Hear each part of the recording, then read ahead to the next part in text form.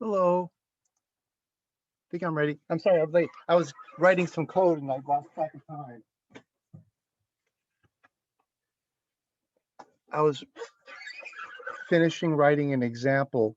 Okay, so let's see. Can you see me? Go. Can you hear me and see the desktop? Does everything seem okay? Okay. Think I'm in the right place.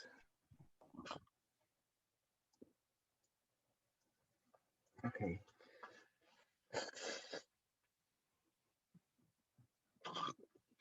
All right. Now let me see. First,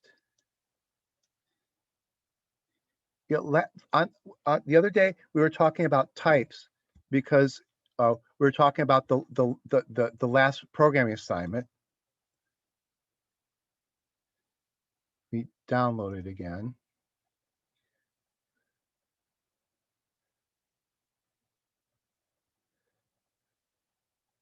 I wanted to show you, after class, I thought of an example that's kind of interesting.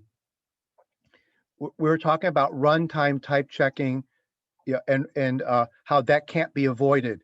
That you're doing a lot of a static analysis and you're finding lots of mistakes at analysis time before runtime, but you can't find the type errors because that's something that even JavaScript and Python don't do at analysis time because they're untyped. This is an untyped language. And I thought of an example. Okay, let me find it. Um,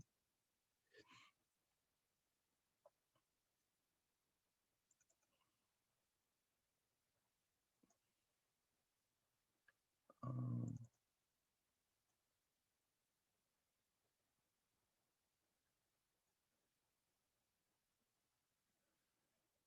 oh, okay.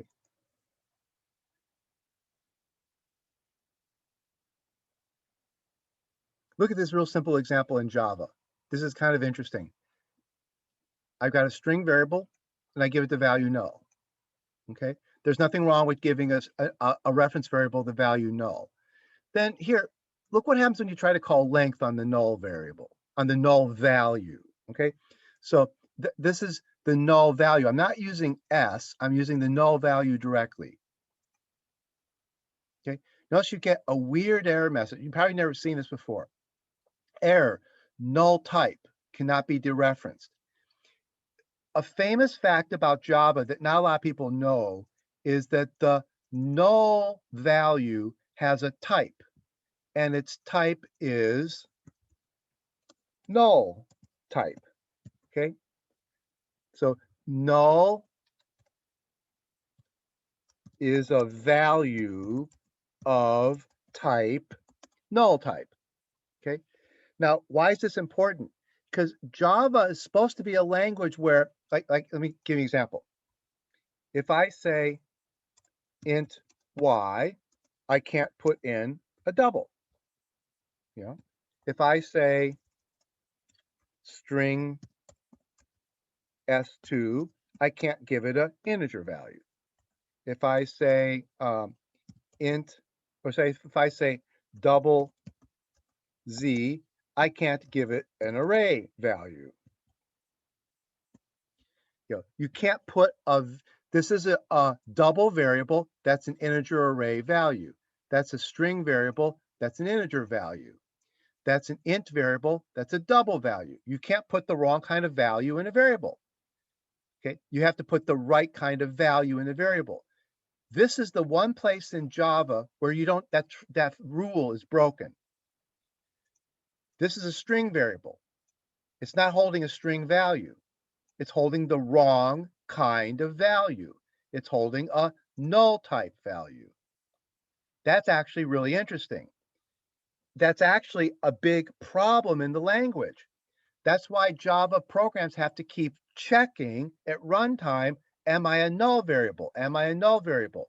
Java programs actually do runtime type checking, but they only do one kind of runtime type checking. They have to check for null values. So if you have a function that takes a reference variable, the function quite often will start with, is my reference variable null or not? It's a runtime type check. This is called the This is called the billion-dollar mistake. Okay, null references. The guy who invented the null concept was a very famous computer scientist. He was actually given a, his name is Anthony Hoare. He was given essentially like a Nobel Prize in computer science. He invented one of the early programming languages, and he was the first person to come up with the idea of a null value. And he famously later on said that that was the billion-dollar mistake, that he should have never invented the idea of a null value. And the problem is, we see it here. Languages like Java and C and C++, even though they're supposedly what you call type-safe languages, they have one weird exception to their type safety. You can give any reference variable a null value, even though it has the wrong type. That's like letting an integer variable hold a double, or letting a string variable hold an int. You're letting a string variable hold a null type, and it's actually causes grief. It's a huge mistake. And it just shows that uh, there is runtime type checking in Java and in C++, but it's only one type that you have to worry about. You have to worry about a variable holding the wrong type, holding a null type. And there's only one value of null type. The value is null. So you have to check if your variable. So lots of functions in Java start off by checking if their parameters are null or not. If they don't check that, and if they are null and they dereference them, they get a runtime error. Just like JavaScript and Python give you runtime type errors, Java can give you a runtime type error, but only with the null value, which is kind of weird to think about it from that point of view. Most people don't think of null as a typing error. You know, they think, oh, it's a programming error, it's a logic error. And eventually, when Tony Hoare called it the billion-dollar mistake, he realized it was a type error. You know, and that's the way the modern programming languages think of it. They think of this as a type mistake, not a programming mistake. You know, it's not the logic of. It's not that the programmer goofed up his logic and passed a null variable. It's that the compiler isn't checking types properly. Yeah, it's really an issue with the compiler and the language design. You should have better type checking. But this is it's a tricky issue. It's been a real controversial issue. So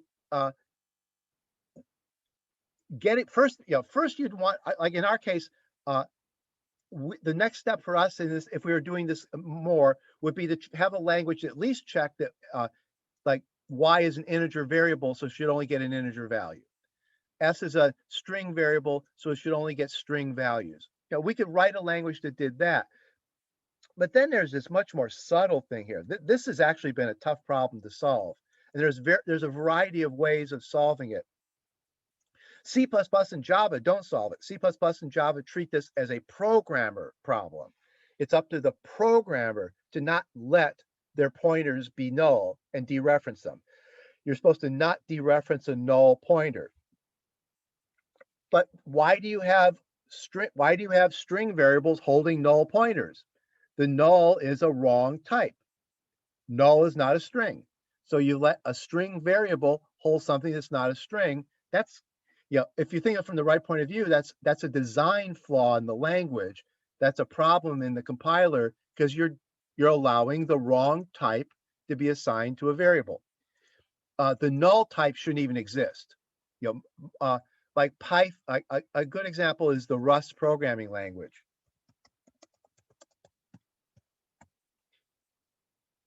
Rust does not support null. You know, does not have null. See? They banished null from the language. There is no such thing in Rust as a null pointer, which is a good idea. If people were redesigning Java from scratch right now, I bet they would design Java not to have null.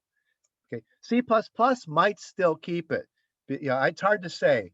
Yeah, but and if you go through and you look at other modern programming languages, the languages have been designed in the last few years, you'll see that they don't have null anymore. You know, they designed it out of the language. It takes a little bit of effort to do that.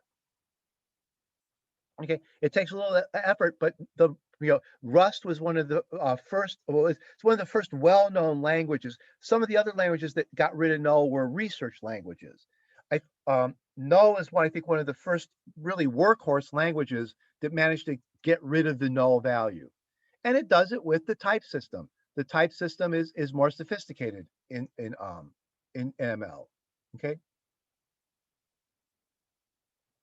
Yeah, and if you Google the $1 billion mistake, you'll see that quite a few references are to null pointer references. Um,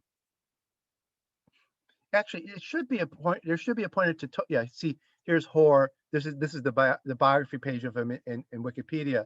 Yeah, it probably in here says something about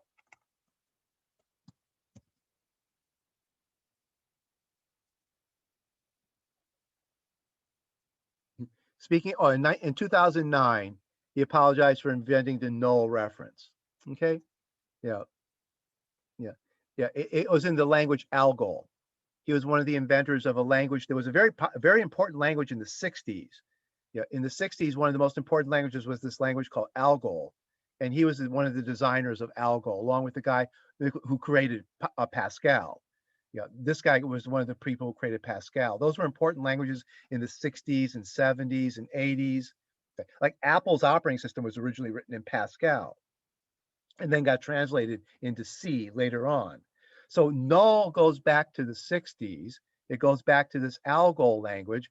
It's stuck around for decades, but at some point, people figured out that it wasn't the bottom line is that they realized it's not a programmer thing. It's not up to the programmer to not use nulls or to use them carefully. It's up to the language to design to not have this null type. You know, there should not be this. Oh, yeah, there really shouldn't be, which is really interesting point of view to think about it. This is the mistake. This null type. Okay, there's a value null of type null type, and that type doesn't really belong in a trick question you can ask people in job interviews is, what are the primitive types in Java? And if people really, really, really, really know what they're talking about, they'll list the usual primitive types and they'll point out, and then there's the null type. It's the other primitive type in Java, along with integer, double, char, short, long. Yeah, those are the like if you Google primitive types in Java,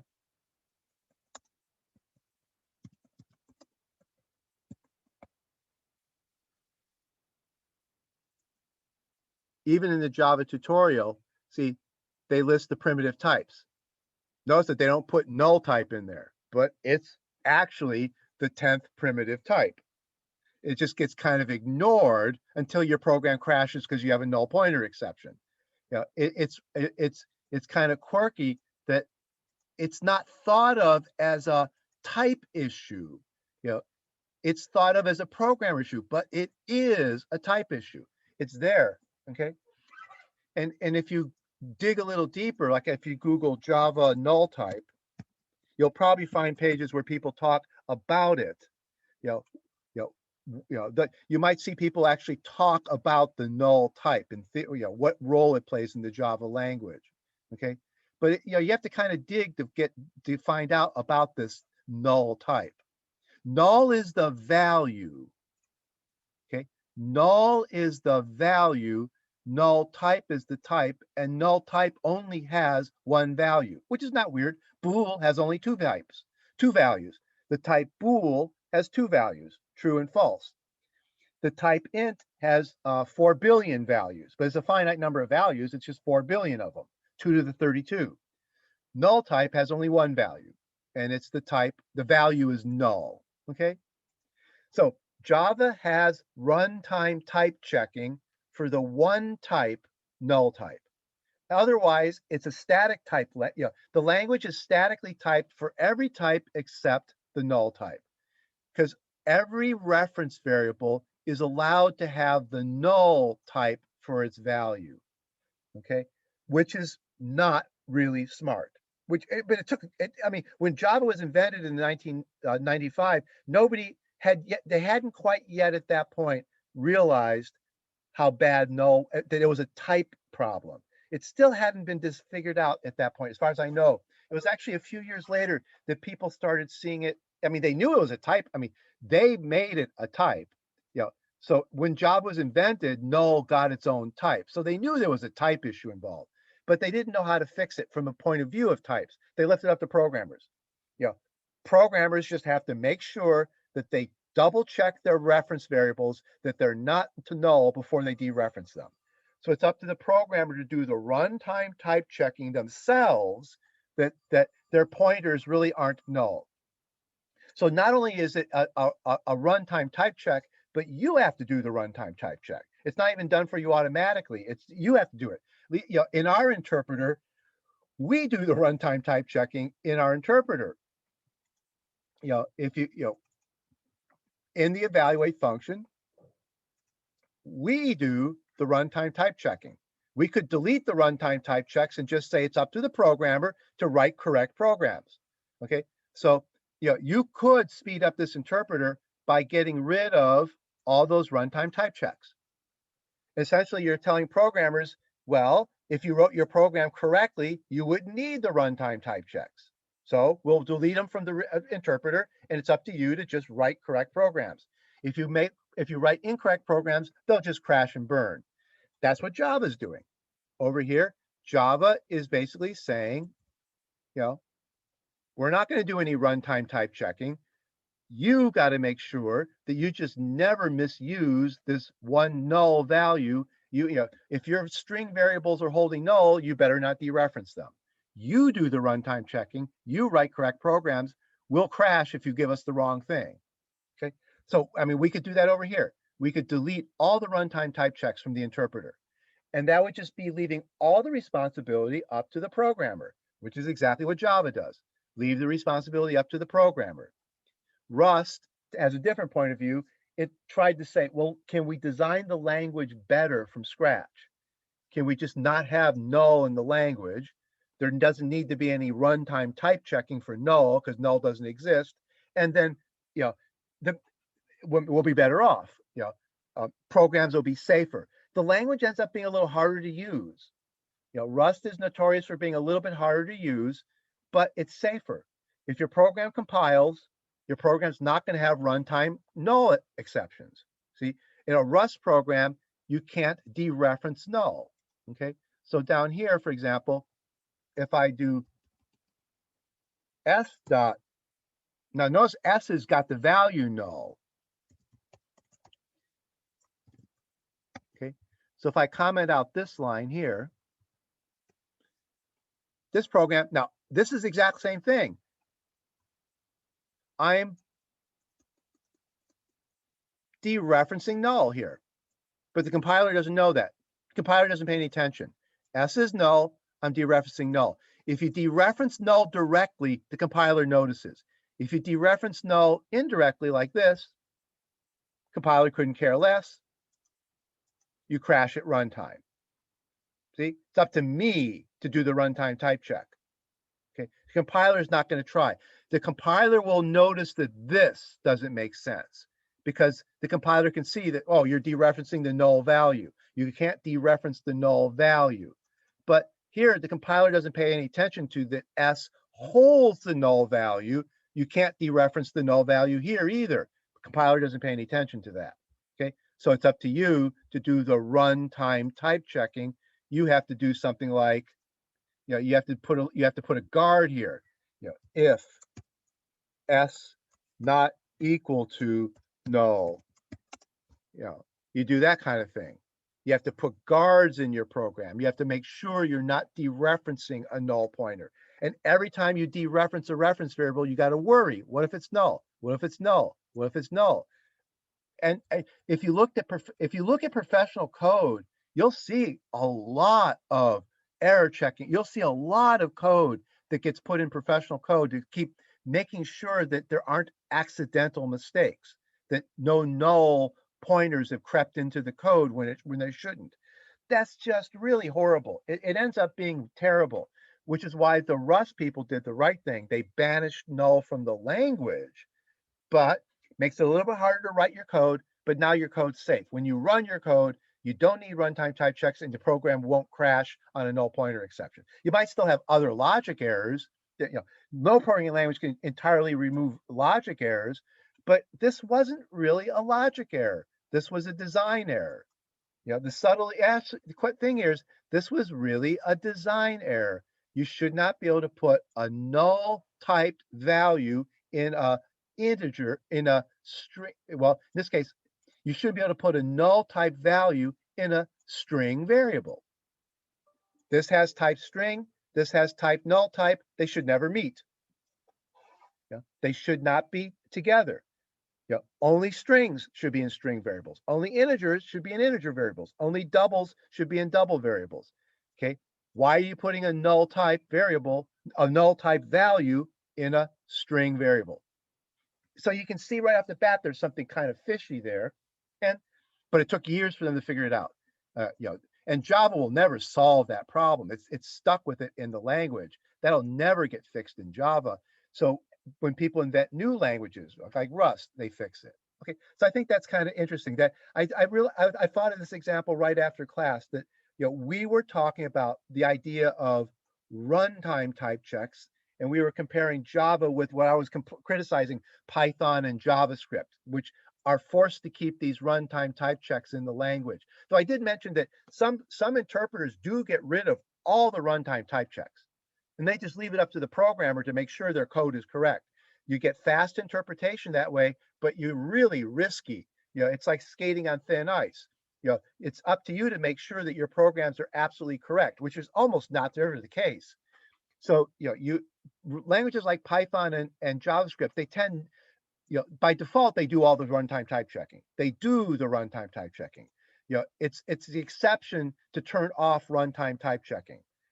I think you have to use a special interpreter in Python. If you want to turn off the runtime type checking, you have to run a special version of the interpreter to do that. Okay, and so that makes Java is a better language. It doesn't do runtime. It doesn't need runtime type checking because it's a compiled language. But then after class, I remembered, but it does do runtime type checking, but only for the one single type, the null type. But it ends up being the billion-dollar mistake. That one exception to Java, that it does one kind of runtime type checking, makes all the difference in the world. It's still a huge mess. Any runtime type checking is wrong. Any runtime type checking is wrong. And that's the way modern point of view is. Rust and the null is the only one that's left. Java, the only weird thing left is null. That's the only exception to Java's runtime. The Java does compile time type checking, not runtime type checking. So at least as far as I know, unless there's some other subtlety involved. There is actually, I do know one other problem. Let me show you real quick. I don't know why they let this creep into the language.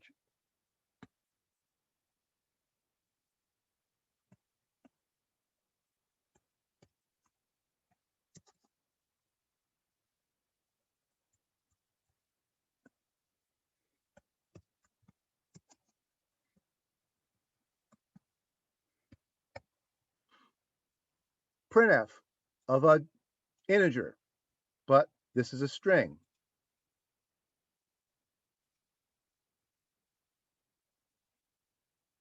Oh,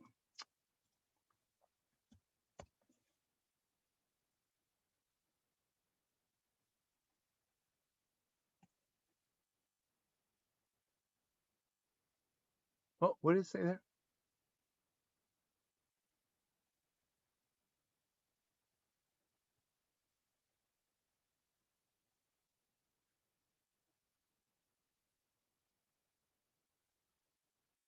Oh, this is Java.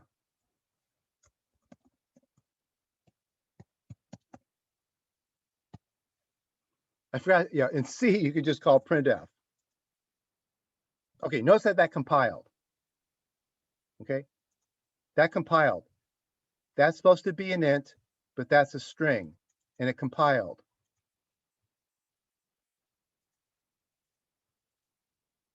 Oh, well, let me get rid of all the other mistakes.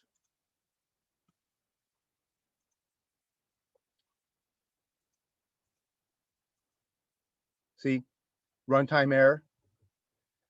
That's a runtime type error. That's a bizarre one.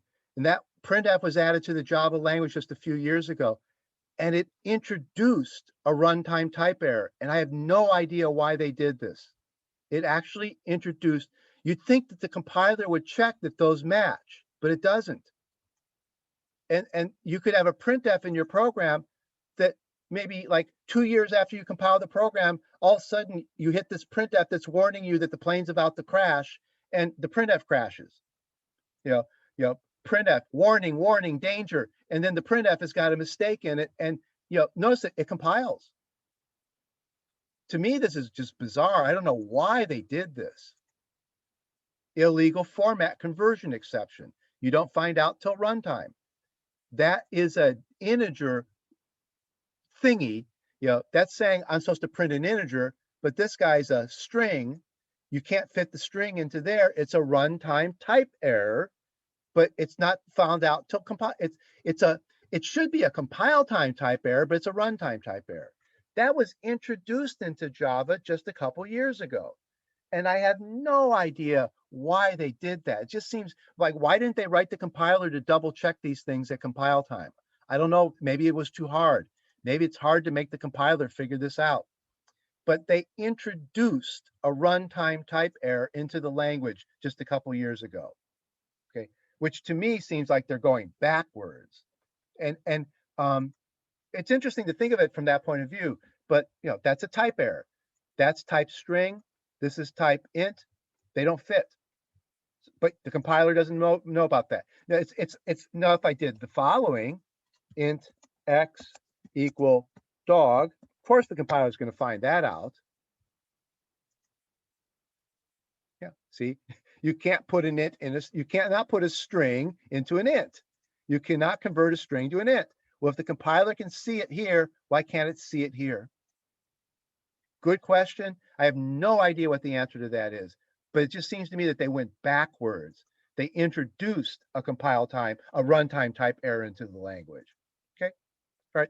So that's kind of interesting. If you think in terms of types, which is what modern programming languages have learned to do, you start thinking a little bit differently. Okay, and you start realizing that type errors, that what a lot of people think of as logic errors, are really type errors. Like, okay, this is not really a logic error to me. This is a type error. Now, it's a logic error. You shouldn't say string here. You shouldn't put a string here. If you say, you're supposed to put, if that's really a string, that's supposed to be %s. Okay, then that's the right thing to do. But so to me, that's a type error. But to the most of the world, that's a logic error. But if you think of it in terms of type error, you get a different point of view. Type errors are things compilers are supposed to solve for you. Okay, so think of these as type errors, and you think, okay, now it's the compiler's job to sort them out, not me as a programmer. I write the code, the compiler checks my code for me. If I've got all my types lined up, I should be good to go. If I've got a type mistake, the compiler should tell me. And right now we see two type mistakes. The compiler doesn't catch that null, it doesn't catch that there. So there's two runtime type errors that Java is not catching. Java doesn't notice that that's a null variable, null value, and Java doesn't notice that that's a string being put into an integer. Okay, so two places where Java has runtime type errors that it shouldn't. Now, as far as I know, these are the only two places, but maybe there are other. So you have to learn to think in terms of types. Yeah, and maybe there's something else in Java that I've not noticed, that like Java has something called reflection, which is kind of complicated. I wouldn't be surprised if in the reflection's kind of weird. I wouldn't be surprised if there's some subtle things in reflection that are essentially runtime type errors that you can goof up if you use reflection. I wouldn't be surprised if there's something in the reflection aspect of Java that would let you have runtime errors that could be found at compile time. Okay, right. So that's to me, that's interesting. Yeah, and I think it's something that you can learn to start thinking this way. Learn to think of types. Variables have types. values have to have types. In a language like Python, well, I'm saying in a language like Python, values have types and variables don't have types. So you can pick any value in any variable because the variables don't have a type. In languages like Java and C and C++, variables have types and values have types, and they're supposed to match up. And it's up to the compiler to make sure you match up the type of the value with the type of the variable. And there's an exception. That type of that value doesn't match the type of the variable. Everywhere, for the most part, Java is good at that. The type of the value always matches the type of the variable. Here, the type of the value doesn't match. Well, that's not really a variable. See, that's the problem there. That guy's not really a variable. He's what's called a specifier, but he specifies integer and the value is string. Okay, so there's a value of type string. There's a specifier, not a variable, a specifier of type int, but there's a mismatch there. But the compiler doesn't catch it.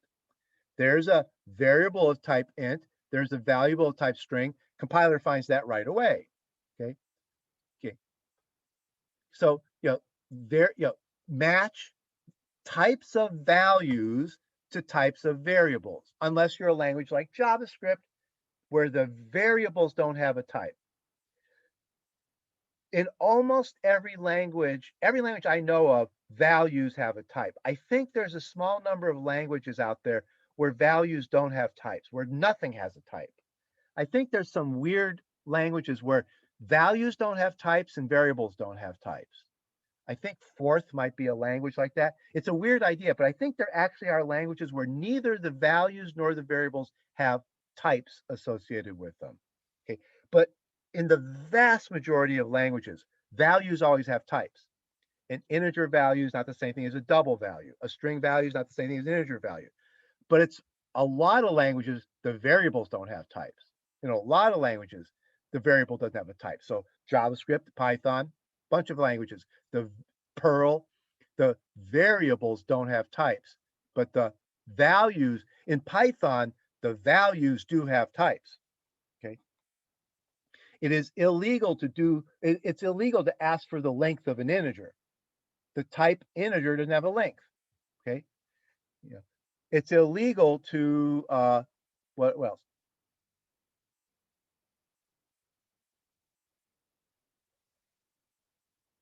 It would be illegal to dereference an integer. An integer is not a pointer, so it'd be illegal to dereference an integer. It'd be illegal to ask for the length of an integer. So every type has certain things that you're allowed to do with it. Yeah, and every value has a type which says what you can do with the type. Okay, so every type has a list of things you can do, like you can add two integers. Okay, you can add two strings.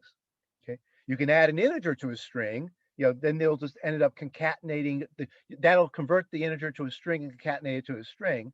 Okay, you can't multiply an integer with a string, not in Python. We saw that you could in JavaScript. Remember, JavaScript actually would let you, but it would give you a weird value. It would give you not a number. Okay.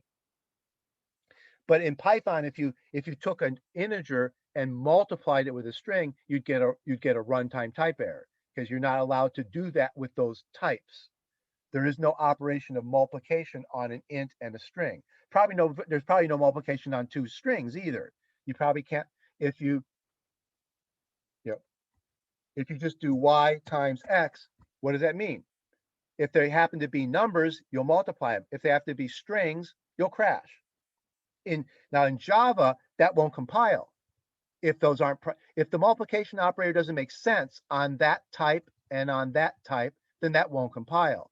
In Python, there's no compiler. If you see y times x, you kind of have to ask yourself, well, what's going to happen here? If y and x are integers, they get multiplied, but what if they're not integers? What happens if there are strings, or what happens if they're arrays? And the program might crash, or if it's JavaScript, it might do something really weird. JavaScript might just take your two values, the value that's in y and the value that's in x, and just do something weird with them to do multiplication. Okay, it doesn't multiply the variables. It says what value is in y, what value is in x, and then multiplies. Okay, so thinking thinking in terms of types is real interesting. Yeah, there's uh, a lot to learn to think about programming languages to think of them from the point of view of types. And this interpreter here is, yeah, you can kind of see where this is coming from. You know, after you evaluate the first part of an if, you know, how do you know you got a Boolean value? You know, on a compiled language, the compiler would have guaranteed it's going to be a Boolean before it compiled the code. In our case, you could just assume it's a Boolean and just not even check for it, you know, but that might be risky. Or you can just do the runtime type check and say, let's guarantee that this thing really is a Boolean. And if it isn't, we'll halt the program. Okay. Okay, now let me show you one. Here, let me show you something else that we won't have time to finish this, but there was something else I wanted to show you. We've been talking about higher order functions. Earlier, one of the points of language 8 was to allow higher order, actually both languages 7 and 8 had higher order functions. Okay, you know, higher order functions can be used for functional programming, but they don't have to be used just for functional programming. They could be used in just kind of regular programming. So here's an example. I worked on this a couple years ago, and I was redoing it now. Here's a problem. I'll show it to you in Java first. Suppose I give you a list of triples. So there's a triple, 3 numbers. And here's another triple. Okay, part of this file is Java doesn't have a notion of triples, so I define a triple class. A triple class holds 3 numbers. Okay, so I define a class triple that holds 3 numbers. And then if I give you a array of triples, sort the array. Okay, now how would you sort 3 numbers? Okay, well, there's a gazillion ways you could sort 3 numbers. You could sort them in alphabetical order. If this number is larger, like 4 comes before 3. So this triple would come before that triple. On your hand, what about this triple here and this triple here? Which one comes first? They both have a 4, but that one's followed by a 1, and that one's followed by a 1. We'll keep on going. That one's got a 9, that one's got a 6, so we'll say that this triple, that's like alphabetical order. If the first, you know, if the first part agrees and the second part agrees, we go to the third part. Okay, that's one way to compare triples. But here's another way to compare triples. Add up the first 2 numbers. And then, like, these 2 add up to 5, and these 2 add up to 5. Oh, okay, that's a tie. So how do we break the tie? Well, maybe we look at the third number to break the tie. So you could add up 2 numbers in the triple and use that to sort the triple. You could add up all 3 numbers in the triple. Yeah, it turns out you could come up with almost an infinite number of ways of sorting these 3 numbers. Okay, so here's a programming problem. This is kind of a cute problem. Take this list of triple and assort it 10 different ways. Write the code to do this. The challenge is to write code that'll take a list of triples or an array of triples and sort it, for example, in ascending order on the sum of the first 2 elements, using the first element as a tiebreaker. On the other hand, sort it in descending order on the sum of the first elements, using the first element as a tiebreaker. On the other hand, you could sort it in ascending order on the sum of the first and third elements. Add the first and the third element and use the first element as a tiebreaker. And you can just kind of I just kind of randomly picked a whole bunch of these. Sort them on the maximum of the second and third elements and use the first element as a tiebreaker. Sort descending on the maximum of the second and third elements and use the first element as a tiebreaker. Sort ascending on the minimum of the first and second elements and use the third element as a tiebreaker. Now, I just picked 10 of these. I could have picked 50 of them. I could keep on, just various combinations using max and min, addition, subtraction on a couple of the elements, using something else as a tiebreaker. Like here, the last one, sort ascending on the product of the first two elements, use the third element as a tiebreaker. Okay, sort on the first element and use the second element in descending order. So here, sort ascending on the first element and use the second element descending as the tiebreaker. Okay, now here's the code that does that. It's a little bit messy. Okay, and the question is, can you do this? What's the minimum amount of code? Now, one thing I could do is I could write 10 different sorting functions. I could write 10 sorting functions, but I don't want, if I did that, this program would be really long. The goal is not to write 10 sorting functions. In fact, in all of the sorting, I use one sorting function. I use Java's built-in sorting function. I'm using the sort that's built into the stream class. Okay, so if I go to the Java library,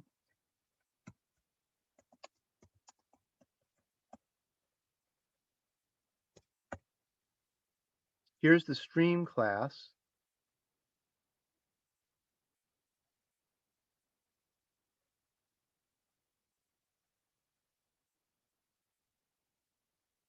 Is it? Yeah, sort. I'm using this function here, sorted. Okay, you think they call it sort, but for some reason they call it sorted. I'm using return to stream consisting, it returns a sorted stream. So it takes in one stream and gives you back a sorted stream. Okay, and the difference is the sort method in the array class sorts the array. The sorted method takes in a stream and gives you back a sorted stream. It doesn't change the stream you give it, it gives you back a new stream. So it's a non-mutating sort. So that's why they called it sorted, because it gives you back a sorted version of what you gave it. Whereas the sort methods that you learned, like in algorithms class, they're in-place sorts. They sort the array you give them, so they're mutating the array you give them. So they sort in place. This is, this one's called sorted to kind of make sure that you realize that it's not sorting in place.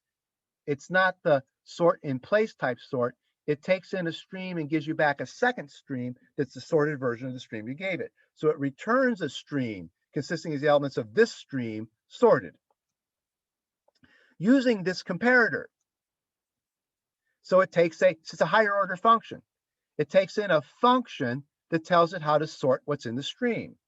Okay, so here's a stream of triples, and I want to give the sorting function a comparator. So this is the comparator I give it. Okay, so what I need is 10 different comparators. Okay, so I could write, so instead of writing 10 sorting functions, which would be really stupid, I could write 10 comparator functions. That's what a lot of people would do. They would write a comparator for each one of these. But what I'm doing here is something even a little bit more clever. I'm going to write a function that is what we call a comparator factory. It's a function that builds comparators, and it gets parameters telling it what kind of comparator to build. So for example, a sort on the sum of the first two elements using the tiebreaker. What that means is I need to tell the comparator that it should select two items out of the list, apply a function to the two items in the list. So to do this comparison, what it needs to be told is what two items to select. Like it could be the first two elements, or it could be the first and third element. My comparator factory will take two selectors that say what to select, and then it'll take a function that says, do I sum them, max them, or min them, for example. So I'm going to write a comparator factory.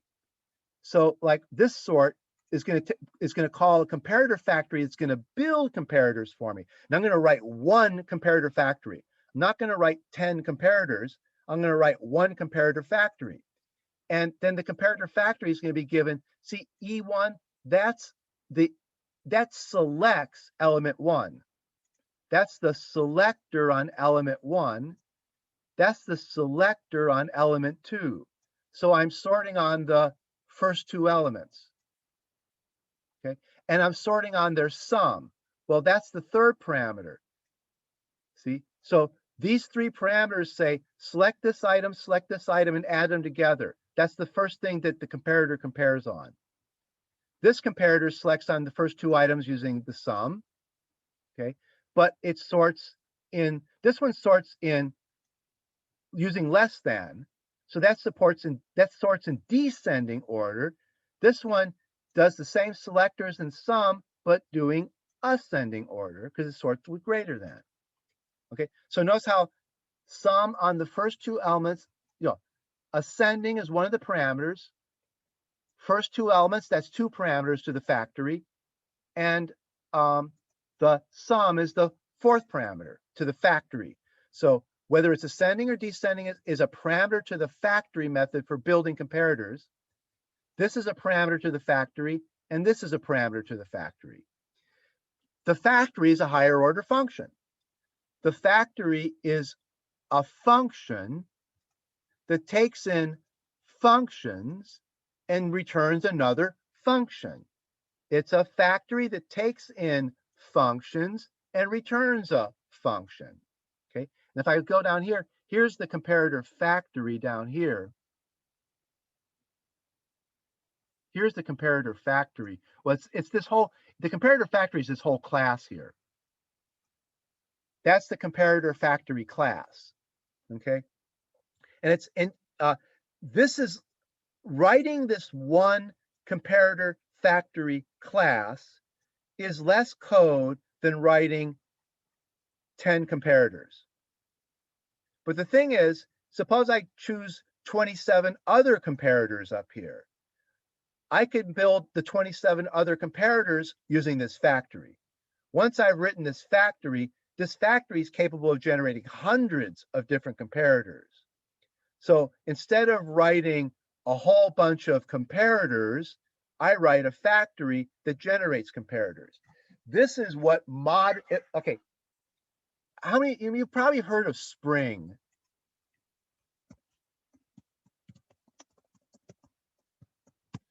The Spring framework is a famous library of doing Java programming.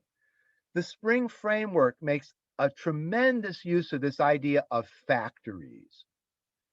It tries to limit how much code you write, and it makes huge use of the concept of factories, which build things for you at runtime. Like, I want to sort my triples in different ways. The modern point of view is, I don't write a comparator to do that. Because then as soon as my boss says, we changed the requirements, we're going to sort that way, I don't want to go back and write another comparator, because then the boss is going to come saying, no, they went and decided they wanted to compare this way. So you write another comparator. Then the boss says, no, the customer changed their mind again. Now we're sorting this way. So you go write another comparator. That's really bad. So the Spring framework point of view is, you write factories, which build things for you depending on parameters. Then when your requirements change, you can just tweak the call to the factory and you got a new thingy.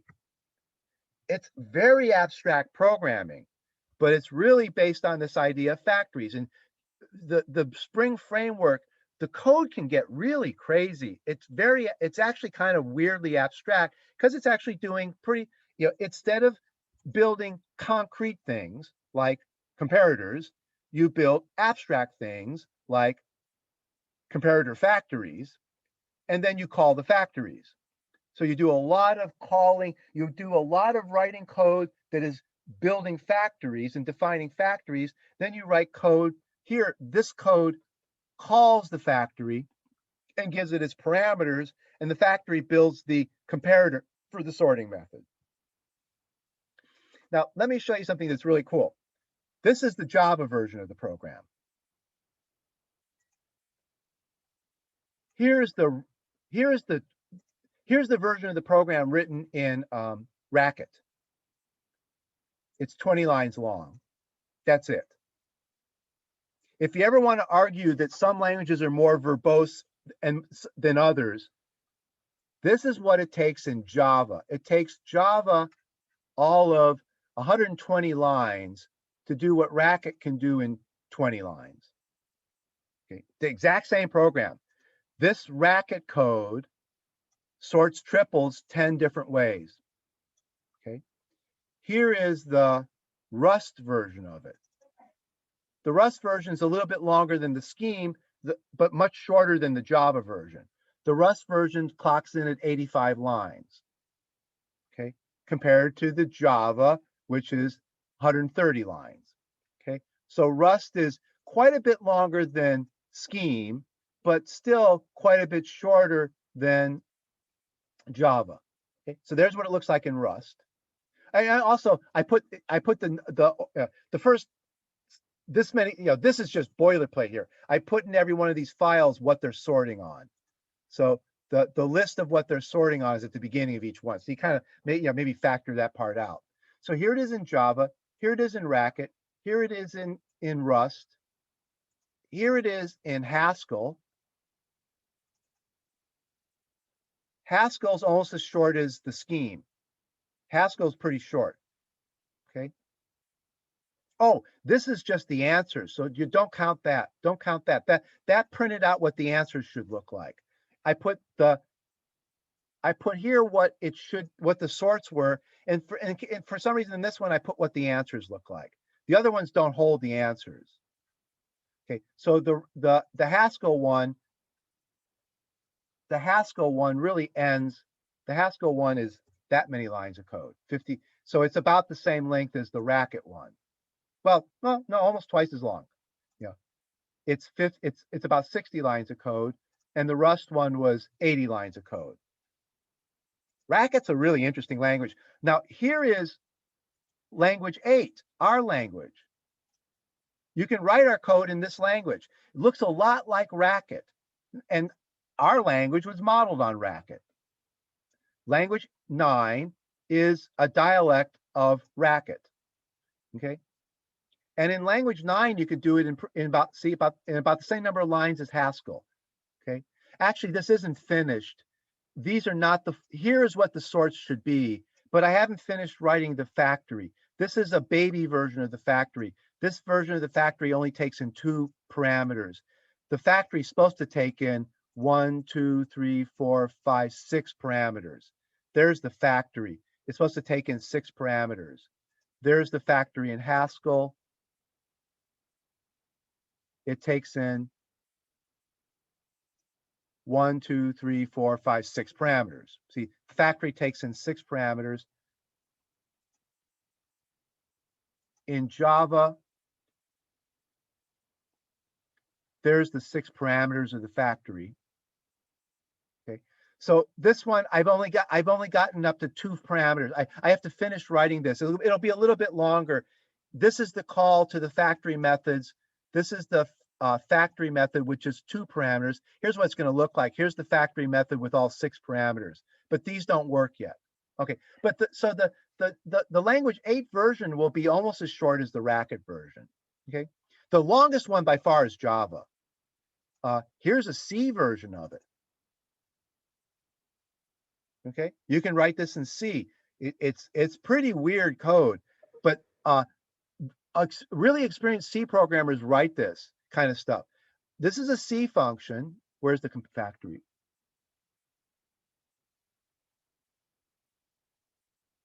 Here's the well, the factory is kind of weird. The factory is this combination of struts. Yeah, there's the 6 parameters of the of a comparator. So the factory builds a comparator object. So essentially, it's C code trying to mimic object-oriented programming. The comparator factory actually builds a comparator strut, and then the comparator accesses the fields of the strut to do the comparison. In fact, what's fascinating about this is if you look at the C code, that's what the compiler is generating for the Java code. That's the beauty of the C language. The C language is what the Java language is really doing.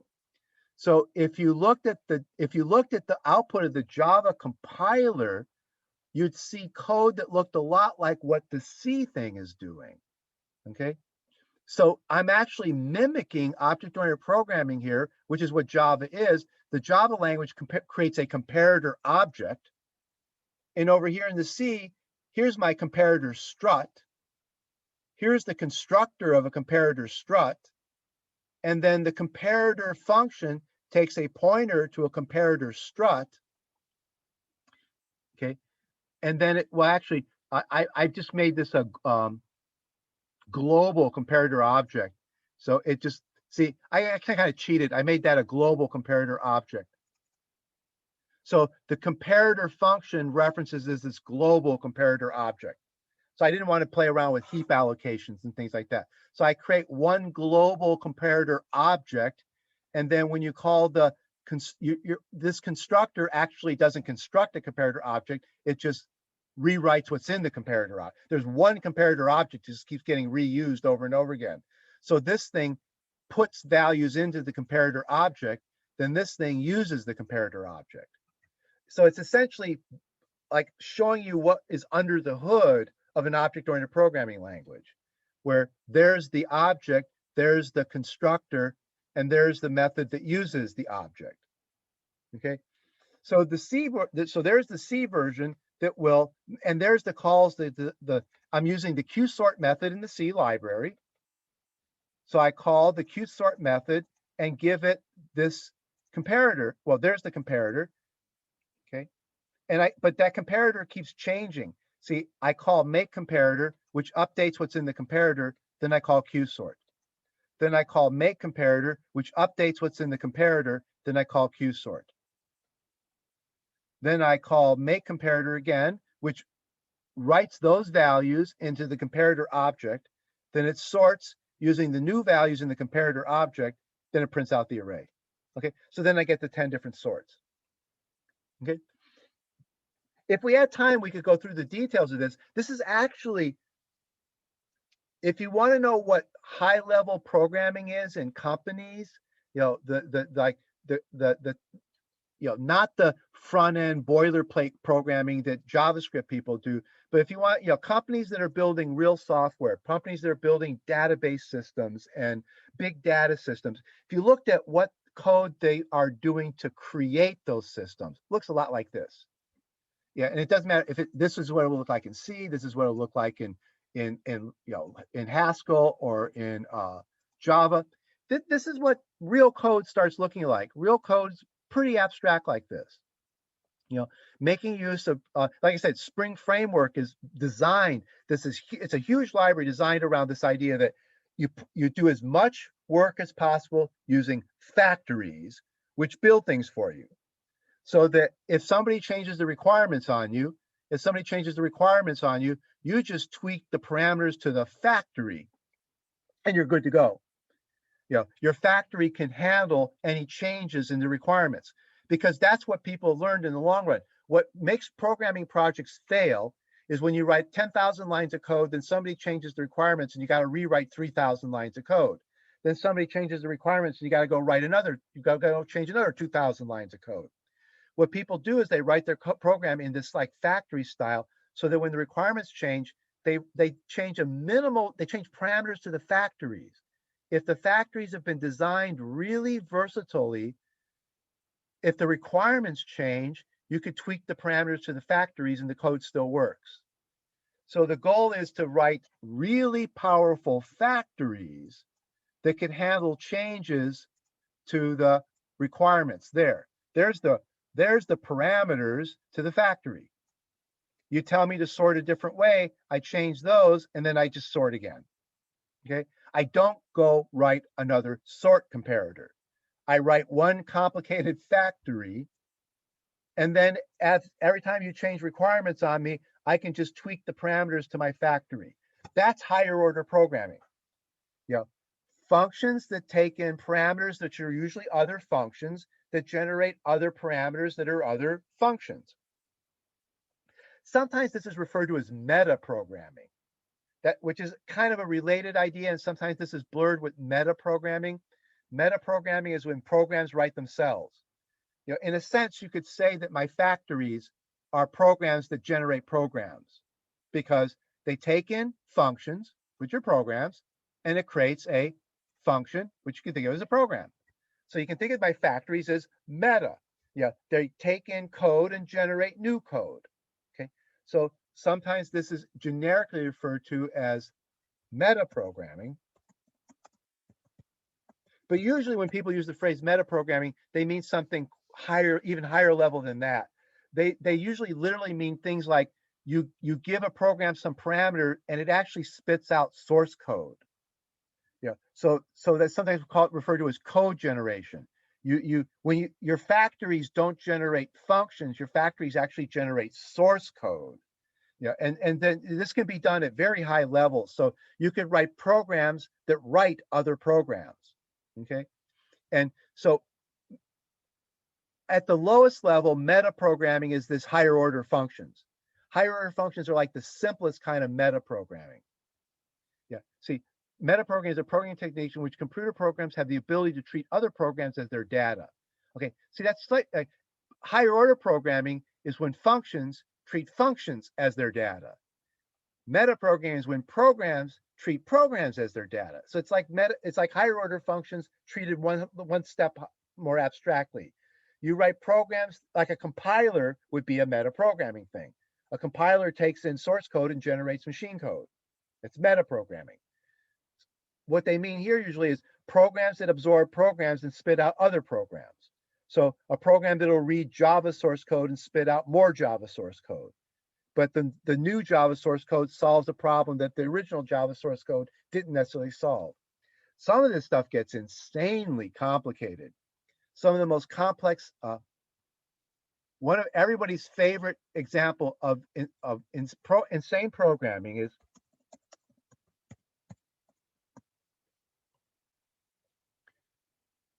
meta template programming or template meta programming. This is a technique in C++ that has a reputation of being some of the most abstract stuff imaginable. Okay. Almost nobody understands this stuff. There's a small number of people who do this stuff. I've tried to learn it, and it's beyond me. But it's this meta programming idea with C++ templates.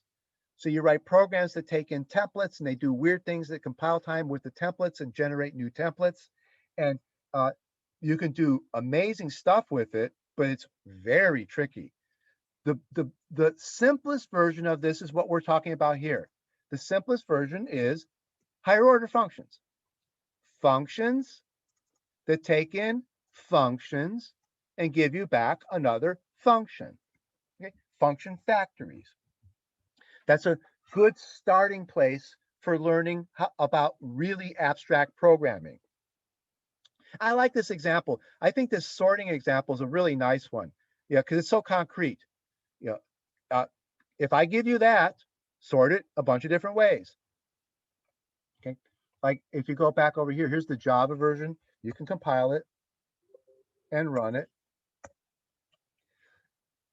There's the original list, and there it's sorted 10 different ways. And then you can go through and you can double check. You can compare those. You can compare each of these with the descriptions, and you'll see that this top row is ascending on the sum of the first two elements, using the first element as a tiebreaker. And then the next row is this stuff sorted descending on the sum of the first two elements, using the first element as a tiebreaker. You can see that there's all these 10 different sorts right there. Okay, and you could I've got Racket on my computer, so if I double click on the Racket file, it'll open in the Racket interpreter.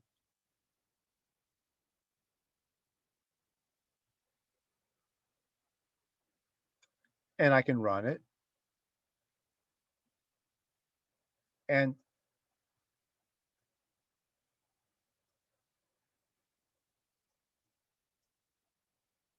that output there should match exactly Java output. I meant these to be comparable. So that object, that Racket object is that Java output. That the outputs should match exactly. Same with the C version. If I go here, I can compile the C version.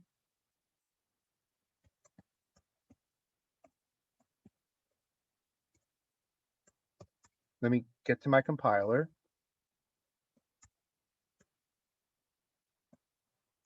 There's my compiler. Compile What's the C version? Triples.c.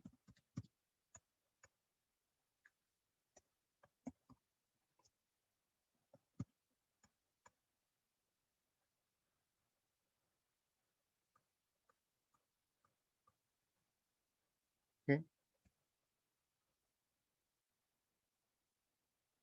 Oh, I got a misprint in it.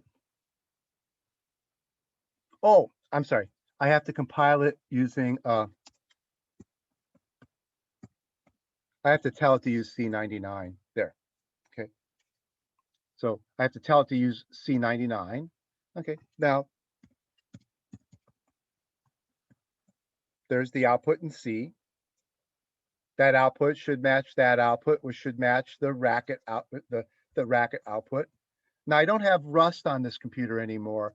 I was doing some Rust programming a couple years ago, so I wrote these examples in Rust a couple years ago. So I can run it in language 9.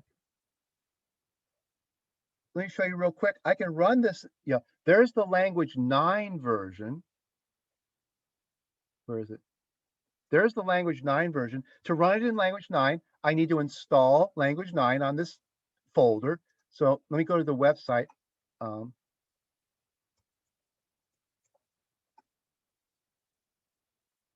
Download language 9.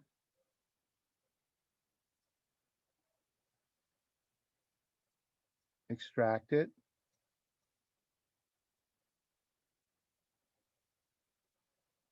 There's the language 9 runtime. So grab the language 9 runtime.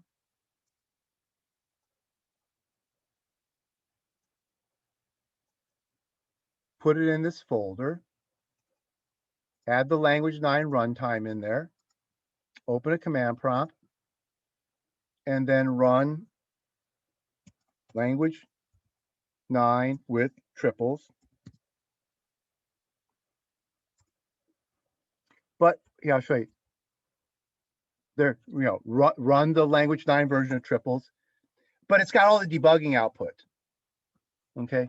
So what I probably should do is go back to the language 9 folder and compile it without the debugging output.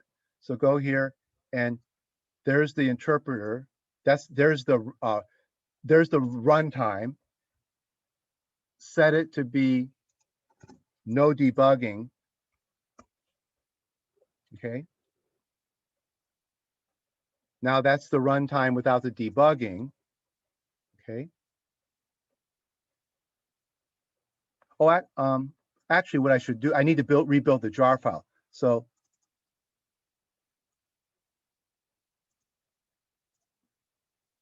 okay, so build all classes.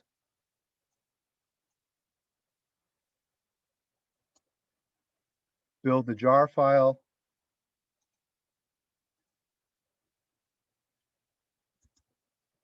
Clean up. Okay, now here's the runtime. Here's the language 9 runtime without all that debugging. Okay, so I'll put that in here without the debugging. And I can go over here and rerun it. Okay, and there's the output in a little bit more cleaner way. But again, this one's not quite done. This one doesn't have all the sorts built into it yet.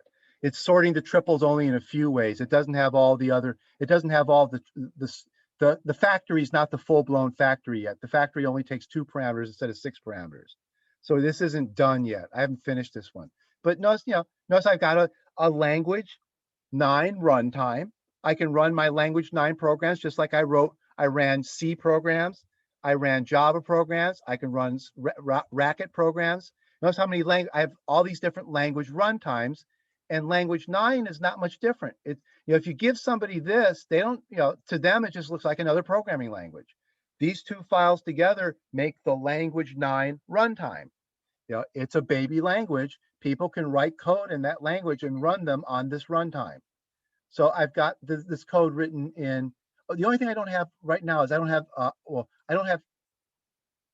I probably have Haskell on the computer, but I don't think I have Rust on it anymore. Okay, I don't think I have the Rust runtime on this computer anymore. And I think I have, I do have Haskell, but it's not on my desktop. Okay, but the key is there. It's a beautiful example. I really like this because it does two things. One, it shows you an abstract sense of programming. You know, build factories, write programs by writing factories that generate that satisfy your requirements, so that your requirements are parameters to the factory. So then when somebody changes the requirements on you, you tweak the parameters to your factory. Okay, you tweak the parameters to the factory to meet different requirements. And then the beauty of this is to say, okay, there's Java, there's Haskell, there's Racket, there's Language 9, there's Rust. I've been wanting to write this in JavaScript. I think JavaScript would be a good language to write this in also. Okay, it makes for a nice example of comparing languages. How well does your language support higher order functions? Java doesn't do a very good job. Java's got well, part of the problem is I have to define triples in Java. You know, so I had to, I had to define the triple. Well, this much code here is just define the triple class. Okay, so you kind of discount this. I mean, I had to define my own triple class in Java, but that's not that many lines of code. That still leaves all this other code here. And it's also, the Java code is kind of unreadable. The Java code is not nice. Once you're used to the Haskell code, look at that. Yeah, look how much less stuff. Don't count lines, just look at the density of the code. Yeah, look at that versus that. Rust is kind of in between. Okay, Rust is a little bit in between. Racket is really beautiful. Racket is just that. Racket's beautiful. Racket is the language invented by that guy who invented closures. This is the language that Guy Steele invented back in the 70s at MIT. It's still just one of the most beautiful languages we have. There's reasons why people don't use it a lot, but it exists nowadays as closure. But this is the language that Guy Steele invented. It's just amazing. You can do really powerful code in it. Just, look at that. That is the equivalent of all of this. It's just, it's the equivalent of all of that in just 20 lines. Okay. Yeah. And, Haskell's in between. Rust is in between, way better than Java. C is even almost better than Java. Like the C code, but the C code's tricky. And the C code is also kind of crippled in that it's reusing the same strut for the comparator over and over again. So it's a little bit crippled. It should have allocated these struts in the heap and created a different comparator for each one of these sorts. So it should have allocated a comparator for each sort. So that I kind of cheated on the C version a little bit. Okay. Like, I don't even remember if I've got, I think I've got, I don't even remember if this is up on the website yet. I'll put this up on the website. No, it's not even up on the website yet. Yeah. I'll put this up on the website. If this is worth looking at from your, if you're trying to learn what real programming is about and you want to get a better sense of what's out there in the sophisticated end of the world of programming, this is one good way to approach it. This is pretty interesting little toy problem. It's still a toy problem, but it's a toy problem heading in the direction of very sophisticated things. Function factories and comparator factories and meta programming. So it's a toy example that bridges the gap between undergraduate programming and pretty good sense of modern sophisticated programming. Okay. Now, if you have questions about the programming assignment, remember, send me emails or anything that you have about the last programming assignment. That's the last assignment. That'll be when you turn that in, you're done with the semester. So turn in all the other, if you haven't turned in the other assignments, when you turn in these are the assignments for the semester. So when you're done with them, you're done with the semester. There's not going to be an exam or anything like that. So this assignment 5 is like the accumulation. It summarizes everything we've done pretty much this semester. Okay, so that's it. that's the semester for us. Anybody got any question?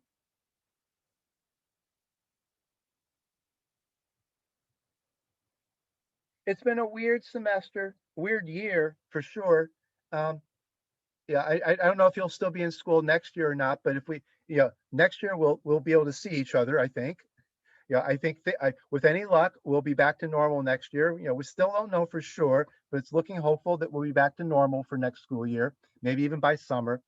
So yeah, but it's been interesting. I hope you enjoyed this kind of stuff. I think this is very, programming, to me, programming languages are the heart of computer science. It's it's one of the things I like a lot about computer science is studying the languages. A lot of people don't. A lot of people couldn't care less what language they use. They just want to build programs. So you just give them any language you feel they'll use whatever language the boss tells them to. They just want to build things. I like studying the languages themselves. I think studying the languages is an interesting thing because it's a tool. The better the languages, the better you're going to be writing your code. So, as we saw a while ago, it matters how Java treats things like types. Yeah. How you treat types is important. So those kind of things do matter in the long run. Okay, so we'll quit there. Can I ask one quick question? Sure. So do you think someone could they write Java code to replace like Python in machine learning or? Oh, sure. There are plenty of people doing machine learning in Java. Okay. Yeah, it's actually bigger than a lot of people realize. People test their ideas in Python, but a lot of the systems that are actually running in the background in real time are written in Java. So a lot of the systems that are actually doing the real machine learning are actually written in Java, but the code where people test ideas and experiment and learn with is Python. But Python doesn't make a good production language. So uh, uh, way more AI code is written in Java than people realize, but it tends to be the code that's actually running on the servers in the cloud behind the scenes in production. Because it's fast, it's reliable, it scales well. Python's not fast, Python's not reliable, Python doesn't scale well. It's great for studying and trying out ideas and perfecting your algorithms. And then when everything's designed right, it gets rewritten in Java, or even not in C++. Java is actually a pretty good. A lot of machine learning on the server in production is in Java. Okay. Java won't replace Python for experimenting. Java is too cumbersome for experimenting. Java is the language that you write the final product in.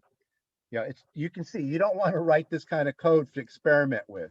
You can see how Java can get really verbose, but it's fast and it's reliable. So it's a good target language for the final version. And languages like JavaScript and Python, they're good for the experimental versions where you iron out the bugs, get the algorithms right, figure out what the product should be, figure out what the feature set should be. After you've got everything figured out, then you could translate it to Java. Okay. So Java will stay there with Python. They'll stay together. Neither one's going to replace the other because they satisfy a different need. Okay. Other questions? Okay. So good luck with the rest of the semester. Good luck with your finals, and have a nice summer. If yeah, if you're in school next year, we'll meet again. We'll meet in the hallway, I guess, or in my office. Otherwise, have a good summer and good luck. Okay, so I'll end here. If you have questions, come to office hours or send me email. Bye.